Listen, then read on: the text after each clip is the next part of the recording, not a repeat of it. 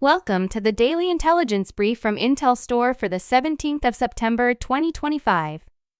In today's top renewable energy news, TPI Composites, a US-based wind turbine blade manufacturer, agreed to sell 2 factories in Izmir, Turkey to XCS Composites as part of the bankruptcy process. The transfer process is awaiting the approval of the US Bankruptcy Court. TPI Holdings in Switzerland has transferred all 155,000 shares, corresponding to 15,500,000 Turkish lira of capital, to XCS Composites with all its rights and obligations. The deal includes the factory facilities in Panama. Panama reached its technical limit on renewable energy capacity additions, and without batteries or thermal technologies, it cannot advance in adding power to the grid. Until there is adequate regulation, there is no opportunity for batteries in the country. Initiatives such as the mandatory implementation of 50% of firm power as a backup to each megawatt of renewable energy is being considered. The lack of a clear regulatory framework also affected expectations of future tenders. In Australia, the cost of wind turbines have almost doubled where they were just a few years ago. The technology is now being beaten on price by the combined forces of solar and battery storage.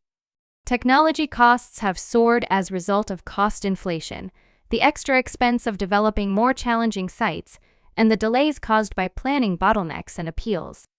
In Australia, no wind project has reached financial close so far in 2025. Power prices are ranging from $70 to $120 per megawatt hour, but wholesale market volatility has driven many developers and investors to solar and storage. Solar squashes prices during the day, followed by the big three gentailers using batteries to push up prices in the evening, providing a better hedge. The Caribbean director for the World Bank has called for more use of alternative power to cut energy costs.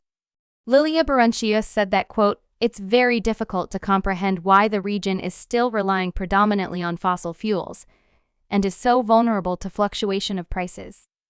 It is so expensive to actually buy electricity in the Caribbean. This is where the rest of the world is moving, and there isn't enough progress in this area in the Caribbean."